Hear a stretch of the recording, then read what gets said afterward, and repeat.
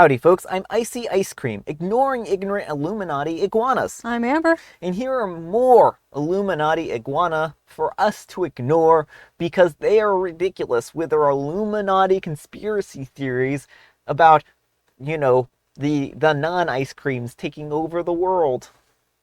But let's get started. Alright folks, and our first letter is titled, Will I Be a Jerk for Donating Expired Food to the Local Free Food Pantry? Every year, as a part of holiday prep, I clean out the cupboards and pantry if the kids don't like things and they have expired dates. The other half, and the kids won't eat anything after it's expired. We are talking about canned goods, boxed meals, and cereal. Since I do this yearly, nothing is more than 12 months past its expiration date. Kids say that it's a jerk move to give poor people rotten food, while I say that canned and dry goods are good way past their expiration date. And throwing them out is a waste. So, will I be the jerk?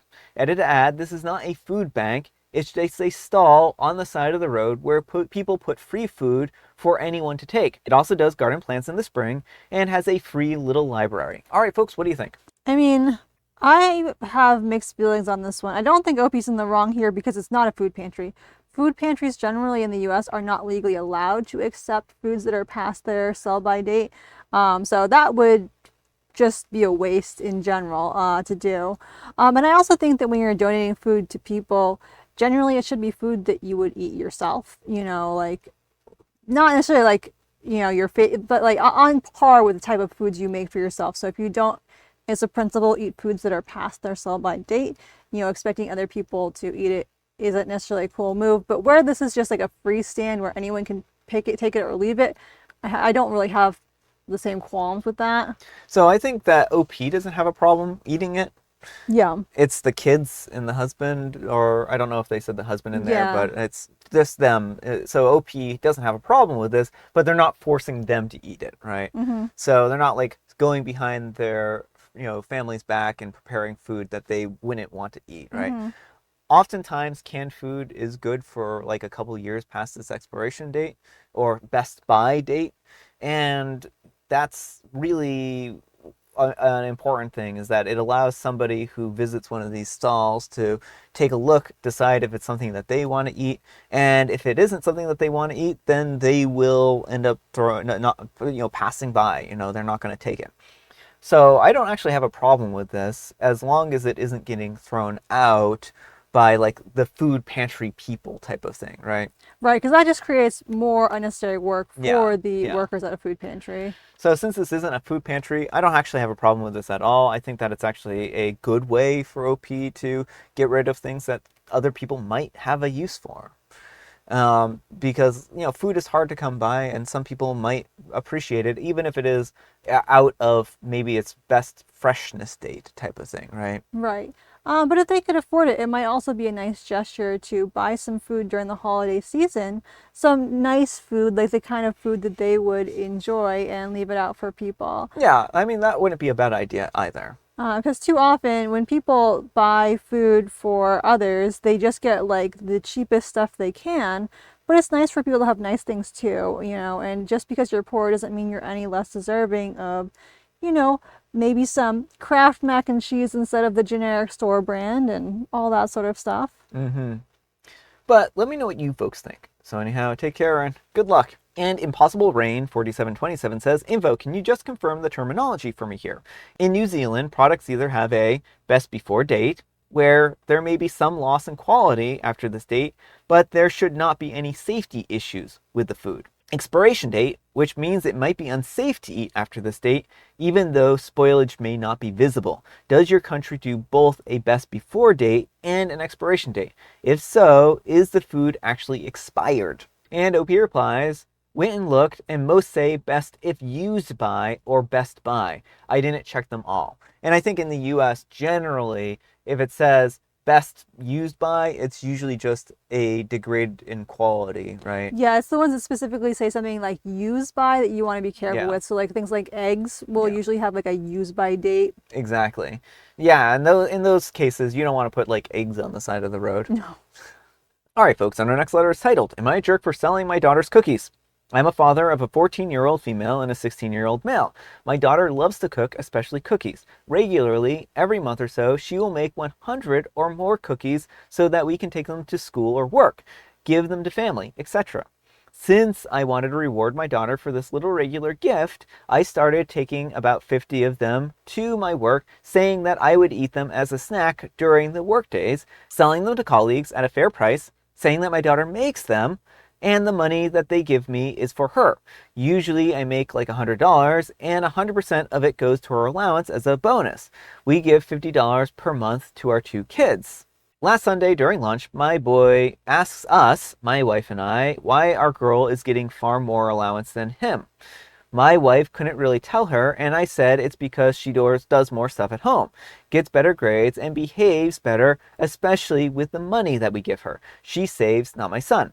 It's the same with our grandparents, who usually give her a bit more as rewards. For your information, we don't do things like, you do this task and you'll get this, or you get this grade and you'll get this. We don't believe in this type of education. Our kids aren't dogs. My son is not happy with this answer and started asking for more money because he was older.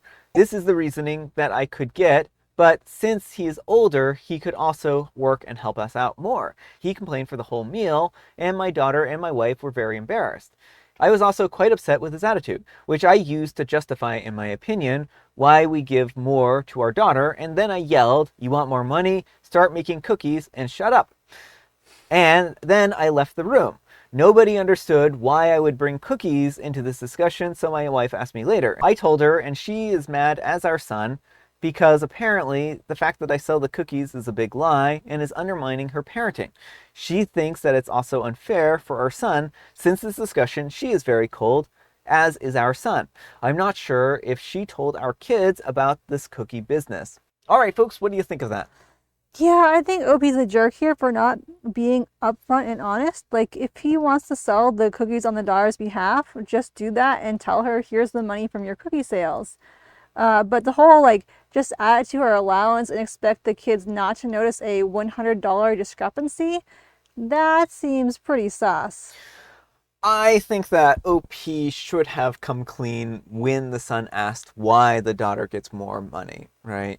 OP kind of skirted around the issue, and it sounds like OP understands that maybe this vote isn't going to be received well. And I understand why OP would feel that way because I don't know if anyone would receive this well. I mean, clearly they haven't, right? Now, I think that they should have been open and honest and said, well, the reason why your sister gets more is because I sell her cookies at work and it brings in $100 more. And so that's why she gets $100 more. And if they had explained it like that, then the son would have probably been like, oh, well, can I make cookies too or something like that? Or is there something that I can do to earn more money, right? Because selling the cookies, I don't think is inherently a bad thing, but I think the daughter bakes them not necessarily for the money, Mm-hmm. but because she wants her family to enjoy them. And I'm sure the money is a nice thing, but it isn't also the intention behind the baking of the cookies. Mm-hmm. So I don't know. I think it's a little bit of a difficult situation, but they must be like selling these cookies for like $2 a pop then, Mm-hmm. right? Yeah, that's what it seems like. I mean, I don't know if $2 that might be reasonable. It might not be reasonable. I mean, I don't think that's that unreasonable, like at bake sale prices. Yeah. So, and I guess if you're really hankering for a cookie, at work, you needed some kind of snack and there are homemade cookies right there. Yeah. So it sounds like there's quite a racket there. I would say that OP would be in the wrong if he was selling the cookies and pocketing the money. Yeah, well, I think he went about this in a really roundabout way. Yeah. And I'm not sure why he didn't just ask the daughter if he could sell them on her behalf or something. Mm-hmm. But he needs to come clean to everyone. His whole explanation was really weird too. Like, oh, well, we don't have any criteria for what we pay our kids, but daughter's doing better, so we're going to use that as our explanation. And I also don't like that it sounds like the grandparents also give her more money. It sounds like the daughter is kind of a golden child a Mm-hmm. little bit. And whenever there's kind of a golden child situation, I feel like it's hard to know how accurate the person telling the story is. Mm-hmm. Because while they say, oh, well, the sister does all these things better, if the daughter is really a golden child, then that's going to be through a filter. It doesn't necessarily mean that she's doing better. Right. Well, and if it in general sounds like the parents and the grandparents have a bias toward the daughter, then that's an issue. Yeah. And kids shouldn't really understand or know that you favor one child over another child. Mm-hmm. Doing so, I think, can really be harmful. I mean, you should do your best to be as objective about a child as possible and not basically, play favorites with them. Well, exactly, which is why, like, I understand not requiring your kids get certain grades or something like that, but I don't know why it would be wrong to have specific prices for like certain chores or something, Yeah. like this much for doing the dishes, this much for vacuuming. Like, Mm-hmm. that's something that it sounds like could either not compete, but they could either complete. It's not anything that's beyond their skill level. Yeah. And I mean, again, like the dad could even just have said, not even bringing in the fact that he sells the cookies, that he's giving her $100 extra because she makes 100 cookies every month, and so he's giving her $1 per cookie or some ridiculous metric like that, and then that way the son can make 1,000 cookies and get $1,000, right? Although, I mean, I think that just being open and honest is the Yeah. best course of action. Yeah, I know. I wasn't really suggesting that he should do that, but I just think it's a very roundabout type of thing. But let me know what you folks think. So anyhow, take care and good luck. But folks, let's see what the Wheel of Judgment has to say. Wheel of Judgment, turn, turn, turn. Tell us the judgment that OP's earned. You're the jerk and even your dog agrees.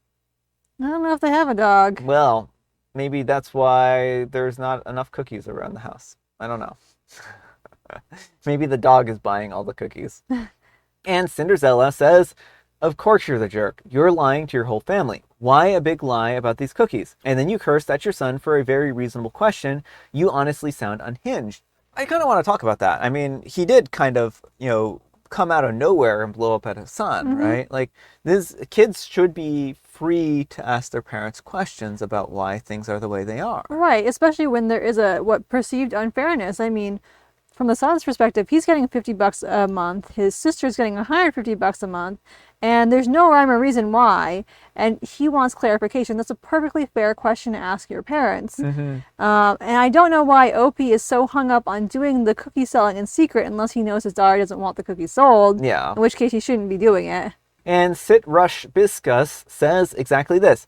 OP, don't curse at your own kids when you're the one with the answers. That's pretty terrible parenting. You need to come clean, apologize to your son for shouting, swearing, and not being truthful. You should also apologize to your wife for lying and, yes, undermining her parenting. You all are supposed to be a team, and those cookies are meant to be gifts, not your little side hustle. You're the jerk. All right, folks, and our next letter is titled, Am I a jerk for telling my sister that she's not allowed to bring her homemade food to Thanksgiving because her cooking is ruining the meal? Every year, our family does a big Thanksgiving dinner, and we all typically bring a dish or two. My sister, who's a lovely person in every other way, insists on cooking something homemade every year. The issue? She's not a great cook. And I don't mean not a great cook, I mean that she somehow manages to turn classic dishes into borderline inedible creations. For some context, last Thanksgiving, she showed up with her special recipe, stuffing that was over-seasoned with some random spices like cinnamon and cardamom. It was dry, and the flavors were confusing and totally off for the stuffing. Only one person took a small bite, and the rest of it went untouched. Another year, she brought a green bean casserole that had some kind of strange chewy texture. Later, that she admitted that she used coconut milk and almond flour to experiment. No one wanted seconds from that either. This year, I'm hosting Thanksgiving. Since I'm responsible for putting it all together, I wanted to keep the menu consistent so that people could actually enjoy a cohesive meal. I thought that I would avoid drama by asking her to bring non-food items instead, like wine, soda, or even flowers. I explained to her, very kindly, I thought, that I just wanted to make things easy and streamlined, and I handled the main dishes, but she didn't take it well. She got offended and told me that I was being controlling and shutting her out of the family gathering. She then accused me of making her feel inadequate and said that Thanksgiving is about everyone's contribution, not me deciding what's acceptable. I told her that everyone appreciates her effort, but that she could contribute in other ways and still be part of it. She doubled down and said that she's bringing her famous green bean casserole whether I like it or not. Now my mom and a couple of other family members have chimed in, saying that I should just let her bring whatever she wants because it's Thanksgiving and it's the thought that counts. They're acting like I'm committing some huge offense by wanting the food to be enjoyable for everyone and not have a random experimental dish that no one will eat. But I feel like I am just trying to keep the meal enjoyable and frankly edible. I didn't think that it was wrong to want guests to actually enjoy the food, especially since I'm putting a lot of effort to host. Am I really being unreasonable here? Am I the jerk? Update, alright, well, things have escalated fast. Thanks to everyone who offered advice, I tried to compromise, but it's already turning into a whole thing. And Thanksgiving is still a few weeks away. After our last conversation, my sister was being pretty cagey about what she was planning to make, so I reached out to mom, hoping that she could help smooth things over. Instead, she got defensive, saying that I'm overthinking and it's just one dish. I told her that I wasn't sure that it was just one dish anymore, especially after hearing about my sister's grocery haul, including canned oysters and edible glitter. Then my mom let it slip that her sister had been hard at work on some creative menu that she's planning as her Thanksgiving surprise. Apparently, she's been telling the family group chat, which I wasn't included in, by the way, that I'm being overly controlling and that she wants to expand everyone's palate with something truly unique. To top it off, my cousin sent me a screenshot from the group chat where my sister said that she's bringing not one but 3 dishes to Thanksgiving now. She's calling them her Thanksgiving trio experience, complete with their own place setting and little menu cards that she's designing. I'm officially panicking because I have no idea what she's planning to serve, and from what I've heard, is not even remotely traditional. At this point, half of the family thinks that I'm overreacting, while the other half is texting me with things like, is she really bringing glittered sweet potatoes? I feel stuck. If I try to control any more, I'm the bad guy. But if I don't, Thanksgiving might turn into a tasting event for my sister's avant-garde cooking. So yeah, Thanksgiving is weeks away, and it's already become a family spectacle. I don't know whether to brace myself or just preemptively order pizza. Alright folks, what do you think? I think that OP, was not the hill to die on, and OP is way too stressed about the wrong thing. Like, still make your menu like you want to and let your sister bring additional dishes. There's nothing wrong with having more dishes. No one is forced to try it. If your sister comes to you with the dish and is like, want some? You can be like, no, thank you. I've got plenty of food already. Yeah. So as long as she's not forcing the food on people, and it sounds like she lets people take it if they want to. Like only one person took her dish last year. Then, no harm, no foul.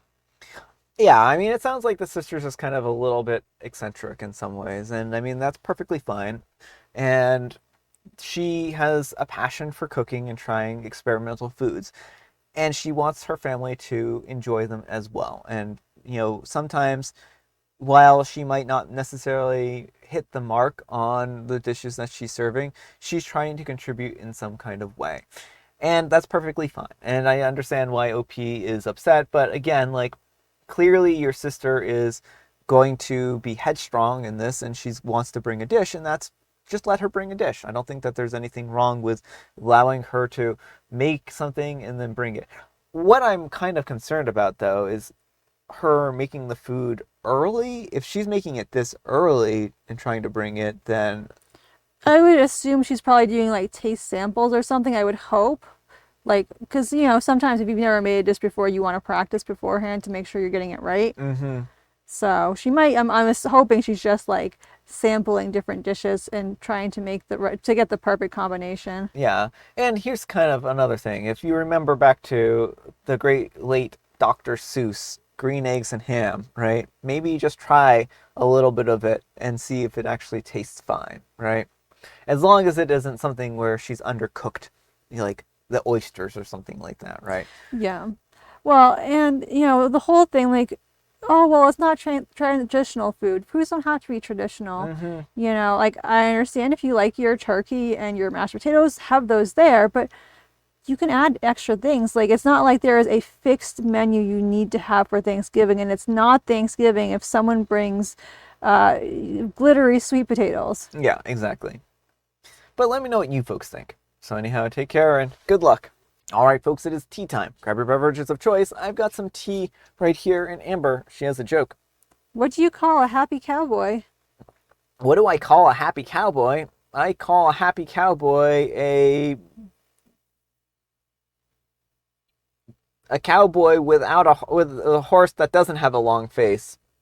A jolly rancher. Oh, that's pretty good. I was trying to think of that. I was like, what could this possibly be? All I could think of is though like the horse with a long face. So I mean, it's like no long-faced horses here today. And I have licorice spice. All right, folks, that's all the time we have for today. Thank you so much for watching. Happy special Sunday, folks. You know what makes it special. You do, and Amber does too. And Brian does too. Amber, we need some kind of moral advice and or guidance, and please have it on food. Sometimes it really is the thought that counts. For food especially. Thanks so much for watching, and we'll see you all tomorrow. Bye.